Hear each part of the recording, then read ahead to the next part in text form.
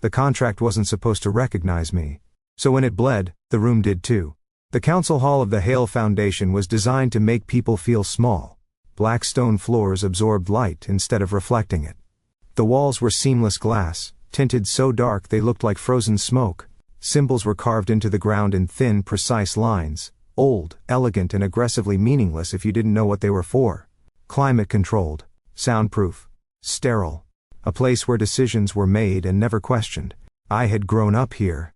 It still felt like stepping into someone else's bloodstream. I took my seat at the long table, spine straight, hands folded, face calm. That was the role. Alex Hale, beta, heir, neutral party, the one who made things reasonable. Across from me, the board members were already arranged like chess pieces. Advisors, legal counsel, 2 alphas from affiliated packs. And at the head, Aunt Eleanor. She wore white, as always. Not soft white. Surgical white. Her silver hair was pulled into a perfect knot, her posture immaculate, her expression composed in that way that meant someone else was about to be very uncomfortable. To my left, Marcus lounged back in his chair, one ankle resting on his knee, cufflinks catching the light. My cousin never sat straight. He didn't need to. The room adjusted itself to him. "Let's not waste time," Eleanor said. Her voice carried without effort. "Alex is here. We can proceed." A woman in foundation black approached the table, carrying a long, narrow case. She placed it in front of me and stepped back. Every pair of eyes followed the movement. I didn't touch it. "Isn't that dramatic?" Marcus murmured. "You'd think they were handing him a crown." Eleanor didn't look at him. "Open it, Alex." I did. Inside, resting on dark velvet, was the blood clause. Calling it a document was like calling a blade a piece of metal. The parchment wasn't paper. If this story caught you, subscribe. More are waiting. It was translucent, faintly luminous, threaded with thin lines that pulsed slowly like veins beneath skin. Symbols lay dormant across its surface. Elegant, circular, waiting. Old magic. Corporate magic. The kind that wore legal language like a suit. "This is the final version," Eleanor said. "Once bound, it will stabilize the remaining independent packs. Permanently. Permanently." The word pressed against the inside of my skull. "And my role?" I asked, even though I already knew. Marcus smiled. "You authenticate it, you make it official." I reached for the silver instrument beside the case. Not a pen, a lancet. The room leaned forward. Even the air felt tighter. A small cut. That was all it ever took. I pressed the blade to my fingertip. Pain bloomed sharp and clean. A bead of red welled up. I brought my hand over the contract. The first drop fell. For a fraction of a second, nothing happened. Then the parchment moved. The symbols darkened, rearranging like something waking up. Heat surged up my arm, not burning, recognizing. The surface rippled, and where my blood touched it, the ink spread too fast, too alive. A sound cut through the room. Someone inhaling sharply. Someone else swearing. The contract pulsed. And then a thin, vivid line of red surfaced across the page. Not mine. Blood. Chairs scraped. A voice rose. Another followed. "What the hell? That's not supposed to." "Deactivate it, now." Eleanor stood. "Enough." The words snapped like a switch. Security moved. The air shifted. The symbols dimmed, forced back into stillness. Someone slid the case shut with shaking hands. The room settled. Too quickly, as if panic had never happened at all. I stared at my finger. Still bleeding. Normal. Human. My heart was not. "What was that?" I asked. Eleanor's gaze pinned me. Calm. Assessing. A reaction. Rare, but not unheard of. "You're under stress." "That wasn't stress," I said quietly. Marcus laughed. "Don't be dramatic. You didn't summon a demon. You bled on old paper." I finally looked up. That was when I saw him. He was standing near the glass wall, slightly apart from the others. Tall. Dark suit. Hands loosely folded behind his back. An alpha, unmistakably. But not the kind that filled space. The kind that measured it. Our eyes met. Everyone else was looking at the closed case. Roman wasn't. He was looking at me. Not curiosity, not shock. Recognition. Something cold slid down my spine. Because whatever had just happened, He had been waiting for it. The small negotiation room on the 23rd floor had windows on only one side. It was intentional. The Foundation believed in controlled perspectives. A narrow table divided the space. On one side, me, Roman, and 2 legal consultants. On the other, 3 members of a minor independent pack from the South Districts. An older alpha, a beta woman with tired eyes, and a young omega who couldn't keep his foot from bouncing under the table. They sat close together, a habit formed by people who expected to be pushed. I recognized that posture. "Let's begin," one of our lawyers said smoothly. "The Hale Foundation is offering stabilization support in exchange for integration into our regulatory network." Integration, such a gentle word. The alpha from the pack folded his hands. "We were told this was a discussion." "It is," the lawyer replied. "About timing." I leaned forward before he could continue. "Actually," I said, "it's about conditions." Both lawyers glanced at me. Roman didn't. He was watching the pack. "Our framework proposes full blood binding after the first year," I continued. "I'm not comfortable presenting that as a default." The lawyer stiffened. "Alex, this model has been vetted." "I know who vetted it," I said. "That doesn't make it non-negotiable." The beta woman across from me lifted her head slightly. Just enough to look at me. Roman finally spoke. "Then, let's talk about alternatives." Every head turned. He rested his forearms on the table. Posture relaxed, voice calm. "Partial integration, time-limited contracts, exit clauses." The older alpha narrowed his eyes. "Those aren't in your documents." "No," Roman agreed. "They're in reality." One of the lawyers laughed softly. "With respect, Mr. Vale, the Foundation doesn't operate on hypotheticals."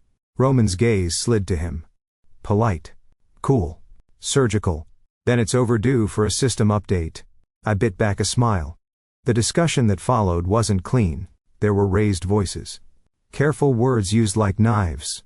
The Omega finally spoke, quietly but firmly, asking what happened to packs that signed 5 years ago. No one liked that question. By the time we adjourned, no agreement had been reached. But the pack walked out straighter than they had entered. In the elevator afterward, the silence was thick. Roman stood beside me, close enough that I could sense the heat of him through fabric. Not in an alpha way. In a human one. "You weren't supposed to do that," he said. "I know. You overruled legal counsel. They were cornering them." "Yes." I glanced at him.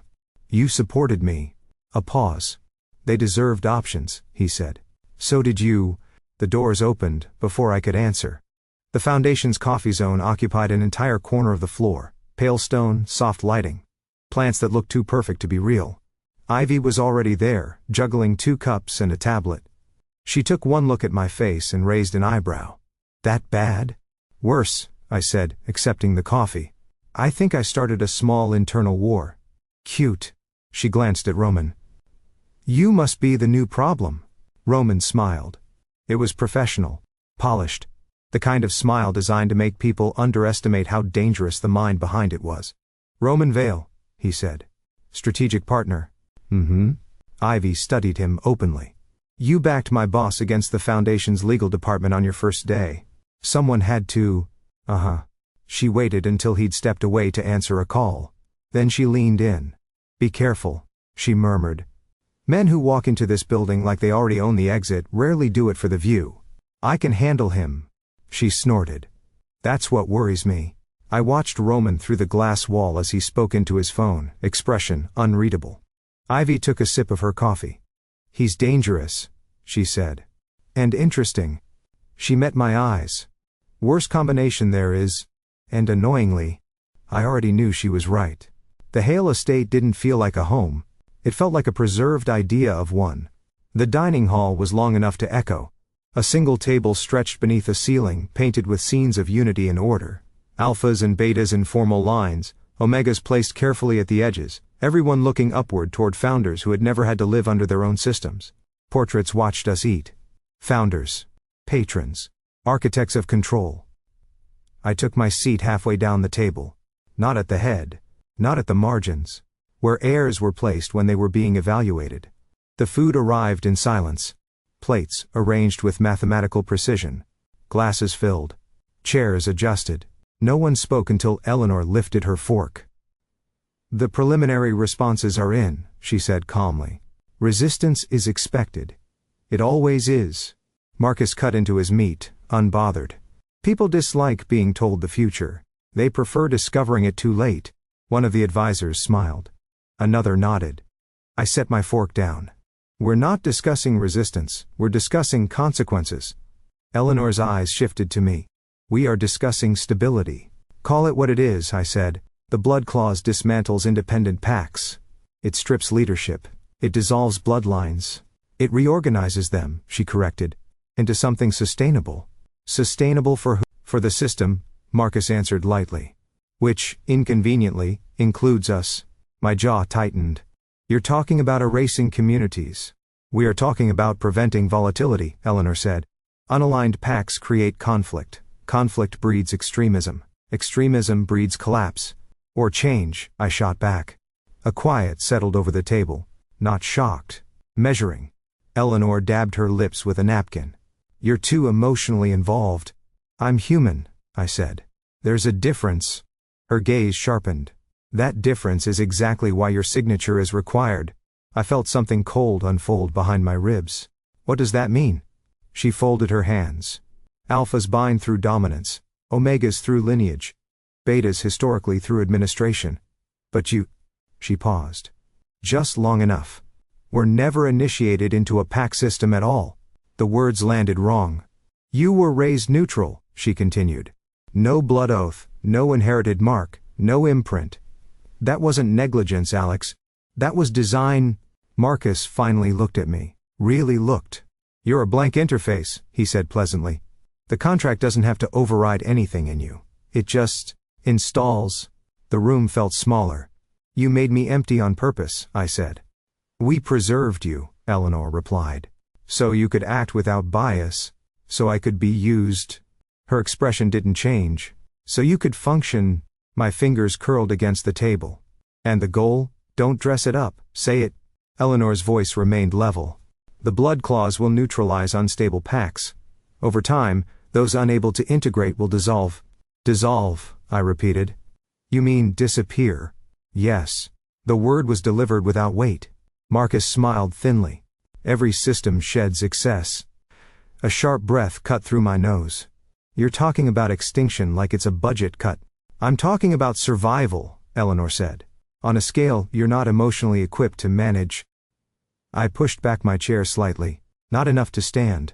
Enough to break the picture. This isn't protection, I said. It's control. And you want my blood on it so you can call it balance. Silence again.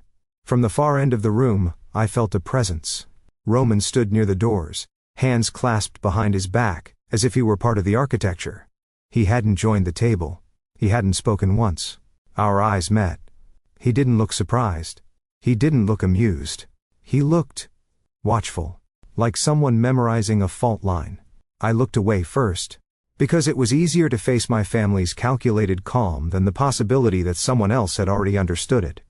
The foundation at night was a different organism. By day it performed. Glass, motion, voices, authority. By night it breathed. Most floors were dark. Only a handful of offices glowed like distant cells, suspended above the city. My own was one of them. A single desk lamp cut a circle of light across scattered documents. Old contracts. Drafts. Amendments. Blood-binding clauses layered so densely they looked like anatomy more than law. Roman stood across from me, jacket off, sleeves rolled to his forearms, dark ink glinting faintly where the lamplight touched the thin script embedded in the parchment. You don't sleep, he said. I do. Occasionally. Usually when unconsciousness becomes unavoidable. A corner of his mouth lifted. Encouraging. We worked in parallel silence for several minutes, flipping pages, cross-referencing, building quiet stacks of patterns neither of us was ready to name yet. You grew up with this, he said eventually, eyes still on the text. Did it ever feel wrong? All the time, I answered. But wrong becomes decorative if it's framed long enough. He glanced at me. That sounded practiced. I had excellent tutors. He huffed quietly. So did I. I studied a clause that rerouted blood authority after third-generation binding. Do you believe in blood? I asked. He stilled. Define believe. That it should decide who we are. Roman leaned back against the desk, arms folding loosely. Blood is memory, it carries instincts, trauma, power structures. People pretend our destiny. His gaze sharpened slightly. Believing in it is convenient when you're benefiting. And when you're not? Then you learn how heavy convenience can be. Something in his tone shifted the air. I looked down again, more carefully this time. The central blood clause lay open between us. The same parchment. The same dormant symbols. My fingertips still bore a faint mark where I'd cut it earlier. I didn't mean to touch it. My hand moved before my caution did. The moment skin met surface, warmth surged up my nerves. Not heat. Sensation. Like stepping into someone else's pulse. The ink brightened. And the room disappeared. Not physically, internally. Sound thinned. Light bent. And suddenly I was standing nowhere I recognized, inside a flood of impressions that weren't mine. Hands gripping each other in fear. A voice breaking over a vow. The metallic taste of blood and rain. A child crying as something ancient pressed against their back. It was too much. Too fast. I jerked my hand away with a sharp breath. The lamp flickered. Roman was suddenly very close. "What did you see?" he asked, not curious. Alarmed. I swallowed. My heart was beating too fast, too hard, like it had forgotten the size of my chest. Nothing. Everything. "I don't know." His jaw tightened. "Don't touch it like that." "Like what?" "Like you're listening." I stared at him. "What does that mean?" He hesitated. "Just long enough." "Blood contracts aren't ink," he said quietly. "They're archives. They store what they bind. That's not in any of the documentation." "No," he agreed. "It isn't." I watched his control rebuild itself piece by piece. Shoulders settling. Voice smoothing. The professional mask returning. But the fear hadn't been fake. I picked up a fresh page instead. "You sound like someone who's read the footnotes no one wanted published." A ghost of a smile crossed his mouth. "You sound like someone who just tasted them." "Tasted?" He nodded once, eyes flicking briefly to the contract. "Ink has a flavor. Most people are too busy signing to notice." The city pulsed beyond the glass, distant and alive.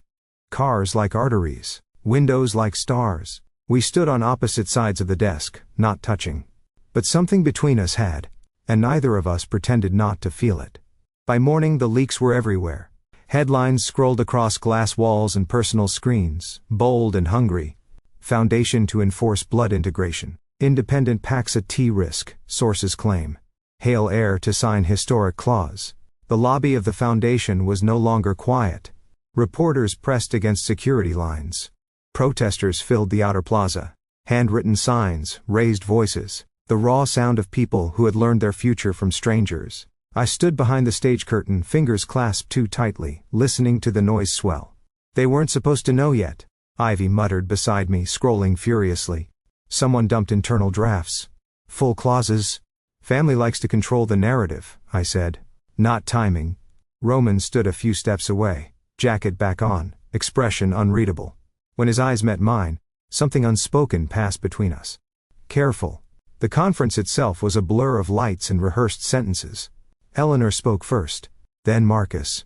Stabilization, responsibility, necessary evolution. I followed with carefully neutral language, redirecting where I could, refusing to confirm what I wasn't ready to accept. The questions came sharp. Is it true entire packs could lose autonomous status? Are bloodlines being terminated? "Mr. Hale, did you know about this in advance?" My pulse hammered. "We are in a consultation phase," I said. "No final action has been taken." Which was technically true. The conference ended without satisfaction. They never do. The moment we stepped into the parking structure, the noise hit again, muffled, but angry.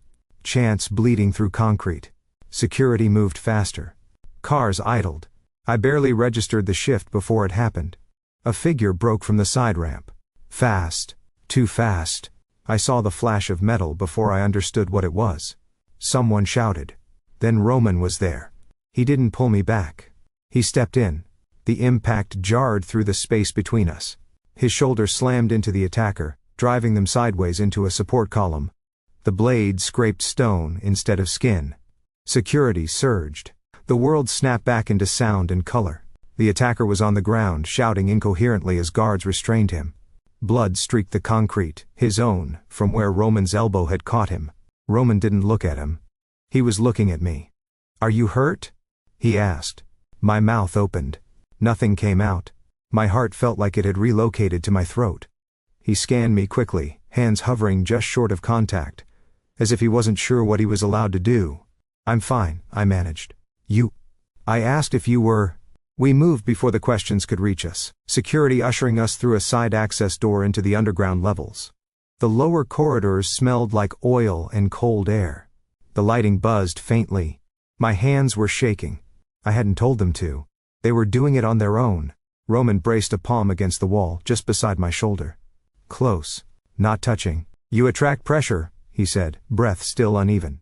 "Systems don't like it when their hinges think." I let out something between a laugh and a breath. "That was an attempt on my life." "Yes. You're very calm about that." He exhaled, slow. "I'm very practiced." "That's not comforting." "Wasn't meant to be." Silence stretched between us, threaded with distant machinery and the echo of our breathing. "You stepped in," I said. "That's what people do. Not when knives are involved." A flicker of something crossed his eyes. "Not when they're uninvolved." I studied his face, too controlled, too composed for someone who had just taken a near miss meant for me. "Why?" I asked quietly. "For now?" he said. "Because you're useful. For later?" His gaze didn't waver. "Ask me later." My pulse began to slow. Reluctantly. Outside, the Foundation continued its performance. Down here, in the concrete underworld, it felt like something had cracked. And I wasn't entirely sure whether it was the system, or me. The archive level was older than the Foundation's public face. No glass. No plants. No aesthetic illusions of transparency. Just narrow aisles, metal shelving, and temperature-controlled silence. The kind that absorbed sound until even your thoughts felt too loud. I wasn't supposed to be there.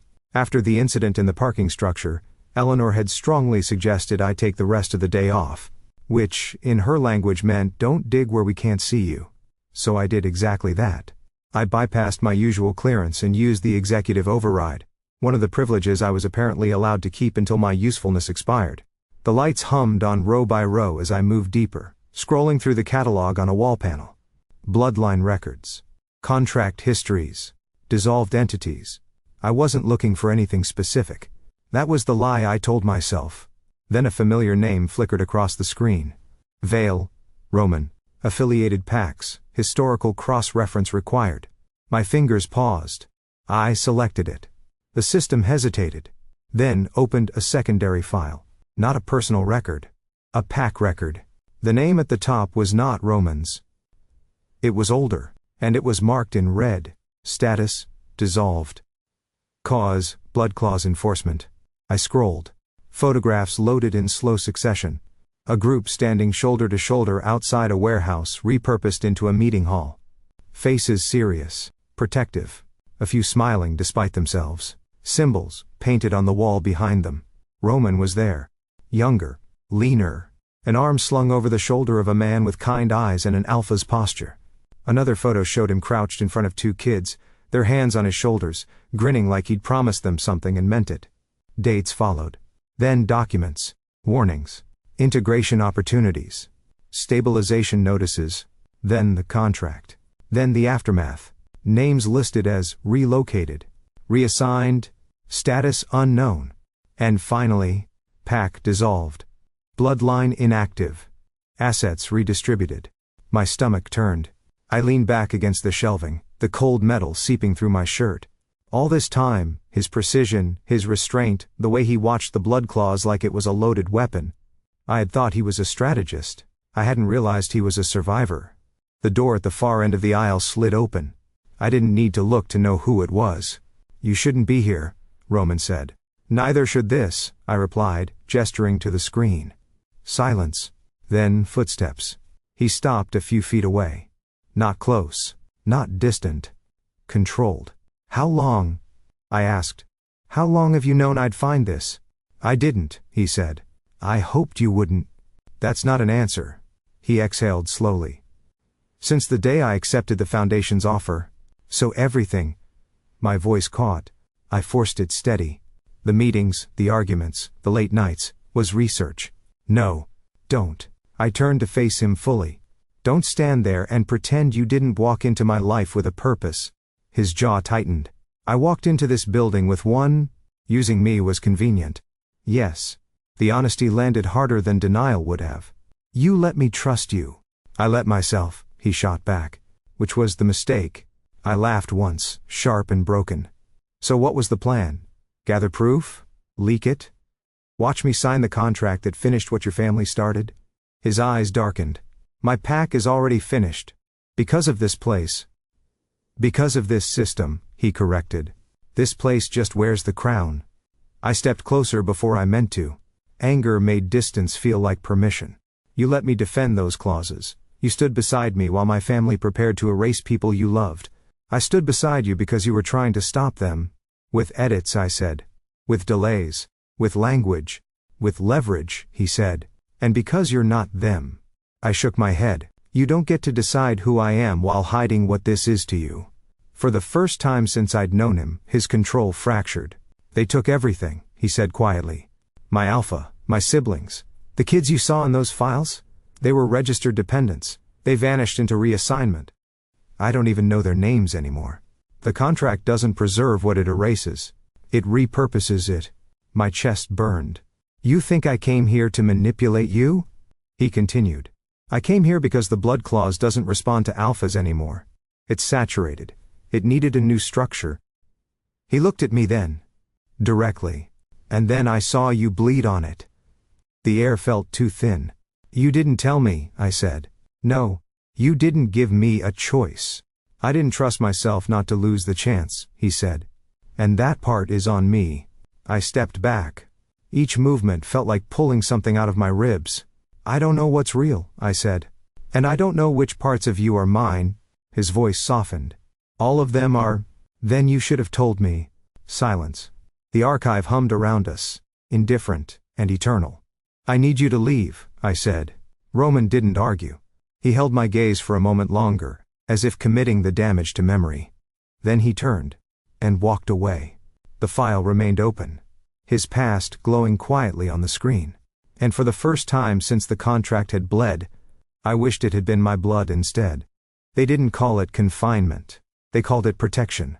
The private elevator bypassed every public floor, carrying me upward in seamless silence. No access panels. No emergency buttons. Just a smooth ascent into a part of the building that didn't exist on any map. When the doors opened, I stepped into a level I had only seen once as a child. The restricted executive residence. Soft carpet muted my footsteps. The lighting was warm, almost kind. Walls curved gently, instead of cutting angles. There were no windows, only wide screens projecting a simulated skyline that moved just slightly wrong, like a dream that couldn't remember its source. 2 security officers took up positions at either end of the hall. My phone had stopped working in the elevator. Temporary interference, one of them said politely. Of course. My assigned room waited at the center of the level. Spacious. Controlled. Beautiful. A cage designed by people who had never needed to escape one. I set my hand against the doorframe as I entered, a grounding habit that suddenly felt useless. Everything smelled like neutral soap and filtered air. No personality. No history. No proof I existed beyond function. I hadn't even sat down when the door opened again. Eleanor entered alone. She dismissed the guards with a glance. I told you not to access the archive, she said. You trained me to verify, I replied. This is what that looks like. She studied my face. You're shaken. You erased people, I said. And wrote it into policy. We managed volatility. You killed packs. She didn't flinch. We prevented wars. I let out a hollow breath. Is that what you told yourselves when you decided to raise me without one? A flicker of something, annoyance perhaps, crossed her features. We didn't raise you without a pack, she said. We raised you above one. My hands clenched. You stripped me of something before I could even miss it.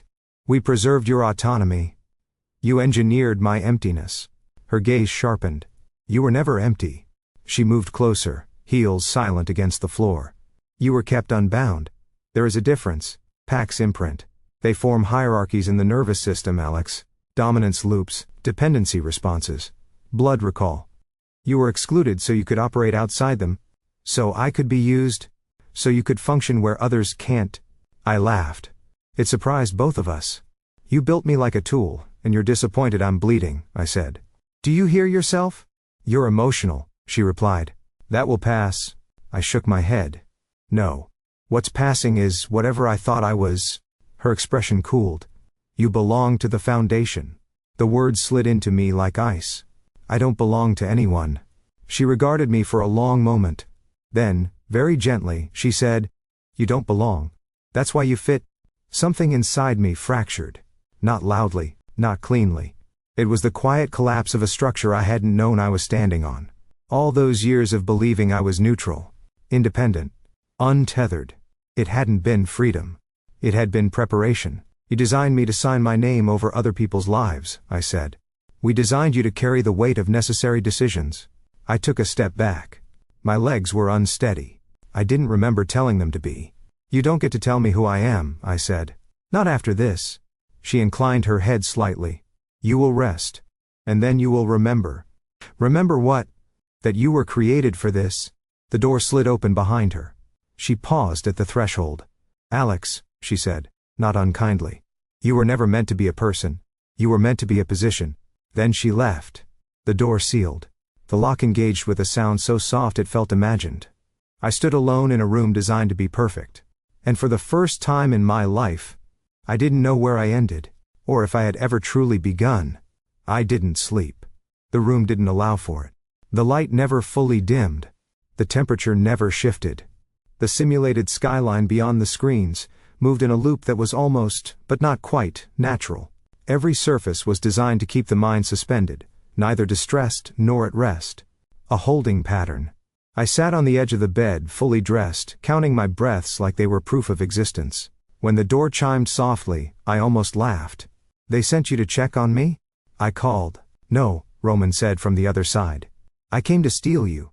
The lock disengaged before I could respond. The door slid open. He stood there, not in a suit this time, but in dark clothes that blended into the hallway shadows. No foundation pin, no partner's badge, just Roman. How did you even... I grew up breaking out of places that told me they were for my own good, he said. Come on. You're serious. I wouldn't be here if I weren't. I hesitated. Every instinct the Foundation had cultivated urged me to stay. To wait. To let systems handle what systems broke. Every other part of me was already moving. We took service corridors, maintenance stairs, levels that smelled like dust and metal instead of power. He led without hesitation, navigating like someone who had memorized a map no one admitted existed. We stopped at a door I'd never noticed before, unmarked, old, its surface etched with faint symbols almost worn smooth. Roman pressed his palm to it. Nothing happened. Then he took a shallow blade from his pocket, nicked his thumb, and pressed again. The door opened. Beyond it waited a circular room lined floor to ceiling with shelves. Not files. Contracts. Thousands of them, some bound in leather, some in crystal, some suspended in thin frames of light. The air felt different here, charged, heavy, like standing inside a held breath. What is this? I whispered. The library they stopped updating, Roman said. When contracts were still treated as records, not infrastructure. He crossed the room, selecting a thin dark folio from a mid-level shelf and handing it to me. Open it. I did. The page was warm. Not metaphorically. Warm like skin. These aren't documents, I said. No, he agreed. They're imprints. He took another, opening it beside mine. Early blood contracts didn't overwrite blood. They mirrored it. They stored memories, structures, emotional imprints. They were meant to preserve pack histories. And now they compress them, he said. Strip them into functional components. Authority, compliance, fertility control, erasure protocols. My stomach twisted. You're saying the blood clause isn't magic law. I'm saying it's a rewritten archive. He gestured to the room. Blood remembers. Contracts were built to hold that memory. Over time people realized they could edit it. I thought of the sensations when I'd touched the clause, the voices, the grief, the heat. It reacted to me, I said slowly. Yes. Because I'm unbound. Because you're unindexed, he corrected. There's nothing in you it has to work around. He met my eyes. You're not empty, Alex. You're undefined. The words hit harder than Eleanor's ever had. I looked down at the folio in my hands. The ink beneath the surface shifted slightly, like something aware of being seen. If contracts are blood memory, I said, then changing them isn't destruction. No, it's editing. Roman's mouth curved faintly. Rewriting. A pulse of something unfamiliar moved through my chest. Not fear. Possibility. If that's true, I said, then the blood clause doesn't have to be broken. No, he said. It has to be reauthored. I closed the folio carefully. My reflection wavered faintly on its surface. For the first time since the council hall, I didn't feel like a malfunction. I felt like a missing field. And missing fields can be filled. I don't know how, I said. You don't have to, Roman replied. Not yet. You just have to decide whether you want to keep being a container. I met his gaze. Or become a voice. Something in me settled. Aligned. They designed me to sign, I said. Then let's teach you to write. Hope is a dangerous thing. But standing in that hidden library, surrounded by the stored echoes of erased lives, it felt less like a risk, and more like a responsibility. The roof of the foundation was never meant to be occupied. It was an architectural afterthought, flat, wide, bordered by low safety walls and blinking warning lights. No furniture, no ceremony. Just wind and height and the city spread out below like a living circuit board. Roman pushed the access door shut behind us. The night air hit my skin immediately, cold and clean, stripping the filtered breath of the building from my lungs. The skyline glowed in every direction. Towers, bridges, slow rivers of traffic threading light through the dark. We stood several feet apart. Not because we needed distance, because neither of us trusted what would happen if we closed it. I won't ask you, Roman said quietly. The words surprised me. Ask me what? To help, to stay, to forgive me. Any of it. I folded my arms, more to anchor myself than for warmth. You think that makes this easier? No. I think it makes it honest. I watched the wind pull at his hair, loosen his composure just enough to reveal the man under it. I came here to expose the blood clause, he continued, not to recruit you into a cause, and not to turn you into a symbol. That's exactly what they've done, I said. Yes, he agreed. Which is why I won't. Silence settled between us. Not empty, but listening. I used you, he said. I entered your life with information you didn't have, and an outcome I wanted. Whatever else happened doesn't erase that. I know. I won't justify it. Good. He exhaled slowly. I also don't regret meeting you. And I don't regret staying long enough to care whether this place breaks you. I turned to face him fully. The city lights caught the sharp edges of his face, softened the rest. You came here for your pack, I said. Yes. And now? A pause. Now I'm here because I don't believe any system that requires extinction is worth optimizing. That's a principle. Yes. Not a rescue. No. I let the words sit. The Foundation wanted me to choose lineage. The surviving packs would want me to choose allegiance. Roman had walked into my life carrying the gravity of loss, and was now offering me nothing but truth. It was the first unweighted thing anyone had put in my hands. You don't need me to save them, I said. No, he replied. They don't need a savior. They need the machine to stop. I stepped closer. Just one step. The space between us tightened. I'm not doing this for a pack, I said. Not even for yours. His eyes searched my face, not hopeful, not demanding. Only present. I'm doing it because a contract that feeds on erasure deserves to be rewritten by someone it can't index.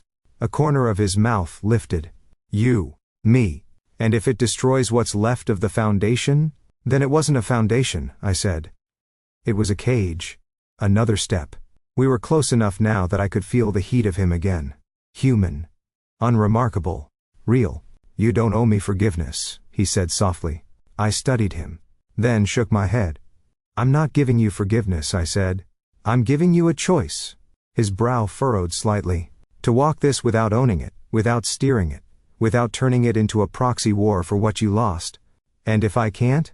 Then, I walk it alone. The words didn't shake. They settled. He considered me for a long moment. Then he nodded. Then, I'll walk beside you, he said. Until you tell me not to. The wind surged between us. I didn't touch him. I didn't need to. The closeness was already doing something quieter, more dangerous. I looked out over the city, And for the first time since my name had been written into contracts before I could speak, I chose something that could not inherit me. Only follow. The ceremonial hall was built to sanctify decisions. Black stone floor inlaid with silver sigils. Tiered seating for council members, affiliate packs, legal observers. A raised central platform where the contract would be bound. Cameras nested in the architecture itself. Unblinking, seamless, feeding the moment to every network the foundation influenced. Press occupied the outer ring. Advisors filled the inner. Security stood like punctuation marks. And in the center, the blood claws waited. Suspended above the platform in a thin field of light, the parchment rotated slowly, symbols dormant, beautiful, predatory. I stood at the entrance, the weight of hundreds of eyes pressing into my skin. Ivy was somewhere in the crowd. I had seen her earlier, pale but determined. Roman was not beside me. That was deliberate. This wasn't a partnership. This was authorship. A herald announced my name. Heir Alex Hale. I stepped forward. The hall quieted with the precision of something trained. Each footstep echoed too clearly. My pulse kept time with it. I could feel the contract before I reached it. A low, ambient awareness, like the presence of weather. Eleanor stood to the side of the platform, immaculate in white. Composed. Untouchable. Marcus lounged one level above her, arms crossed, confidence polished into place. I mounted the steps. The air around the claws shimmered faintly as I approached. Symbols stirred under its surface, sensing proximity. "Proceed," Eleanor said. A silver tray slid forward, bearing the ritual blade. I took it. The metal was cold. Familiar. For a moment, the old structure tried to assert itself. Muscle memory. Ceremony. Inheritance. I cut my finger. Blood welled. When it fell, the claws ignited. Not violently. Attentively. Light threaded through the symbols. The parchment brightened, lines reordering, heat blooming outward in a low wave that rippled across the platform. A murmur rose through the hall. I placed my hand fully against the contract. Not to bind.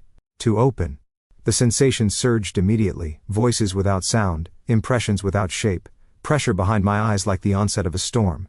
Layers of memory pressed against my awareness, not aligning, not compressing, waiting. The claws didn't know where to put me. I closed my eyes. And didn't give it a place. Instead, I listened. I let the imprints rise without sorting them into function. Grief without utility. Fear without extraction. Hope without hierarchy. The structure trembled. On the surface, the symbols began to fracture, circular sequences breaking into open lines, pathways splitting into branches. "What are you doing?" Marcus demanded. I didn't answer. I spoke to the contract. Not in words. In orientation. I fed it no dominance to amplify. No lineage to prioritize. No compliance loop to install. Only a condition. No blood is valid without consent. The reaction was immediate. The field destabilized. Light spiked. The sigils scattered across the surface like startled creatures. A sharp sound tore through the hall as one of the older symbols cracked. "Stop this," Eleanor said, stepping forward. The claws pulsed violently. I felt it reach for the nearest structures. Authority, hierarchy, control. I didn't block it. I redirected it. I pressed my palm harder into the surface, grounding myself in the weight of my own body, my own breath. No structure without voice. The hall erupted. Several observers cried out as the sigils flared overhead, projected into the air. Old binding circles unraveling, their inner glyphs rearranging into new unstable constellations. The cameras whirred, struggling to autocorrect. Security shifted uncertainly. "This isn't protocol," Eleanor snapped. For the first time, her voice cut. "You're right," I said, opening my eyes. "It's revision." The claws' light surged once, bright enough to throw shadows against the far walls. Then collapsed inward. The suspended field shattered like glass. The parchment dropped. I caught it. The contact jolted through me, sharp and grounding, and unmistakably present. The hall was no longer quiet. Voices layered. Confusion spiked. A sharp collective intake of breath rolled outward, as the sigils etched into the floor dimmed, then went dark. The blood claws in my hands was still warm. But it no longer pulsed. Eleanor stared at it. At me. At the absence of obedience. "What did you do?" she whispered. I stepped down from the platform. Each movement felt lighter than the last. "I removed the assumption," I said. That blood exists to be used. Her composure splintered. You've destabilized every active integration contract. Yes. You've endangered the entire regulatory network. No, I said. I've given it back. To the people it was built from. Around us, the hall vibrated with aftershock. Fear. Anger. Something like awe. And under it all, relief. The claws lay quiet in my hands.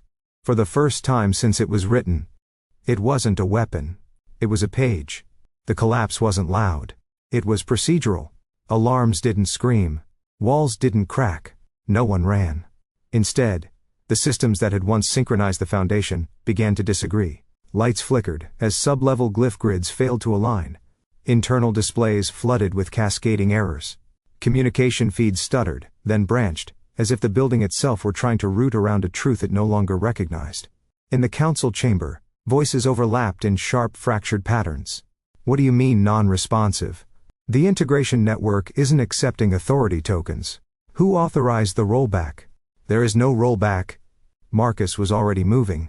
He vaulted down from the upper tier to the floor, landing with the easy confidence of someone who had always trusted the ground to exist for him. Containment teams to levels 4 through 8, he snapped. Lock down contract servers. Suspend all blood channeling protocols. A few advisors hesitated, then their consoles rejected the command. Marcus frowned. Tried again. Denied. He looked at Eleanor. She stood very still at the edge of the platform, white dress untouched, hands clenched so tightly the tendons stood out. Override, she said. The system chimed once. Invalid authority. A sound escaped her that wasn't language. I stood a few steps below them, the quiet weight of the rewritten clause in my hands. This is chaos, Marcus said, rounding on me. You don't get to rewrite the spine of the city, and call it philosophy. I didn't rewrite the city, I replied. I removed its leash. You've dismantled a century of governance. I've dismantled a century of extraction. He stepped closer, then put it back. You're the only one it's responding to. No, I said.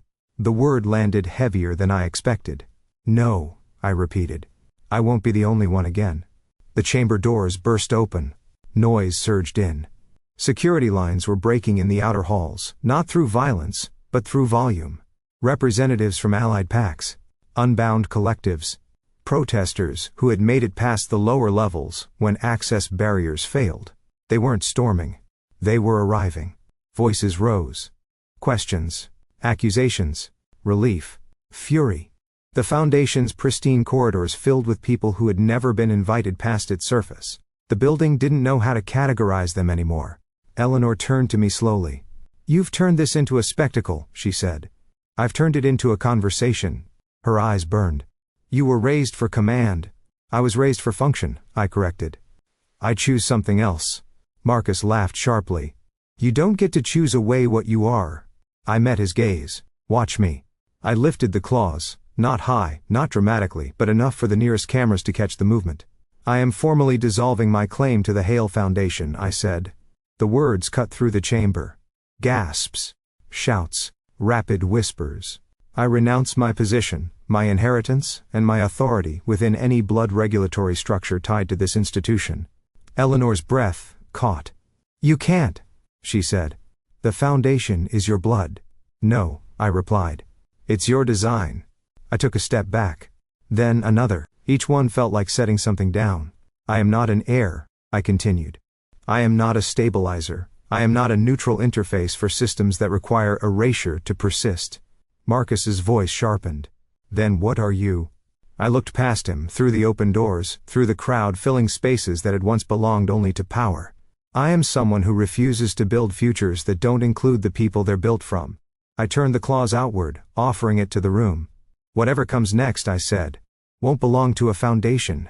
The noise swelled. Not like panic. Like ignition. Behind me, the Hale Foundation's inner displays dimmed, one by one, as autonomous packs across the network rejected dormant authority calls. A century-old system was not falling. It was being abandoned. And for the first time since my name had been inscribed into ledgers before I could write, I stood without a structure. And did not collapse. 3 months after the Foundation lost its spine, the city learned how to breathe without it. Not perfectly. Not quietly. But honestly. The new center didn't look like power. That had been the first rule. We chose a renovated transit building near the river, wide glass walls, open levels, light that moved freely instead of being filtered into obedience. No sigils in the floor. No authority nodes hidden in the architecture. Just space designed to be used, argued in, reshaped. People filled it from morning until late evening. Some came with plans. Some with grief. Some with nothing but questions, and the stubborn belief that there had to be another way. They were rarely wrong.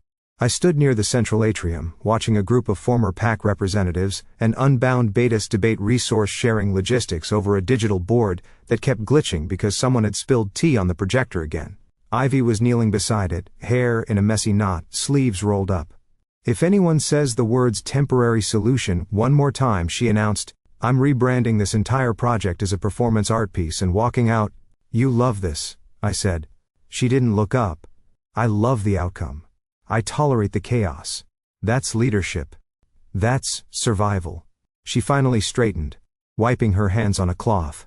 By the way, your 10 o'clock is here. My 10 o'clock is a community dinner. Yes, she said. And they brought 3 people who technically don't exist in any registry anymore. 2 kids, who refuse to leave the fabrication lab, and an alpha who keeps apologizing to the furniture. Sounds on brand. Congratulations, she added dryly. You've built a sanctuary for social outcasts and emotionally damaged geniuses. High praise. Across the floor, Roman was helping move a long table closer to the windows. Not directing. Not commanding.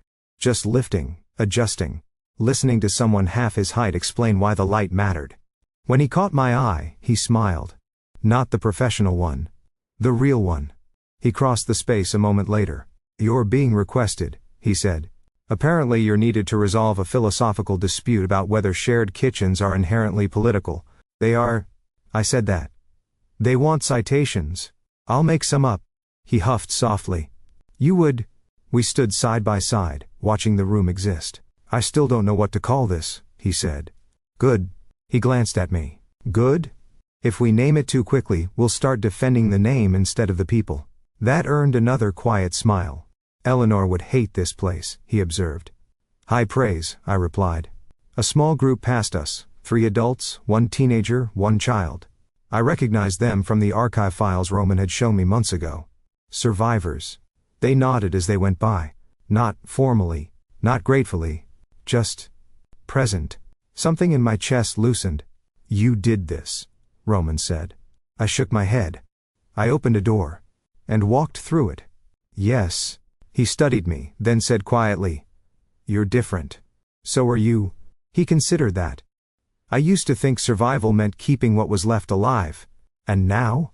Now I think it means letting something new exist without turning it into a monument. I met his gaze. That's all this is, I said. Not a system, not a legacy. A place where people can arrive without being reduced. His hand brushed mine. Not claiming, not binding. Just there. Alex, Ivy called from across the atrium. Your 10 o'clock is attempting to turn the fabrication lab into a bakery. I need a ruling. I sighed. On what grounds? On whether yeast counts as infrastructure. Roman laughed. The sound startled me. I liked that it still could. I started toward Ivy, then paused, looking once more at the light, the noise, the living mess of it all. For most of my life, I had been a position. An interface. A blank space designed to carry other people's decisions. I hadn't been born into a pack. I hadn't inherited belonging. So I hadn't preserved it. I had built something else.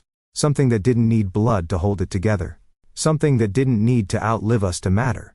I wasn't born into a pack. So I built one.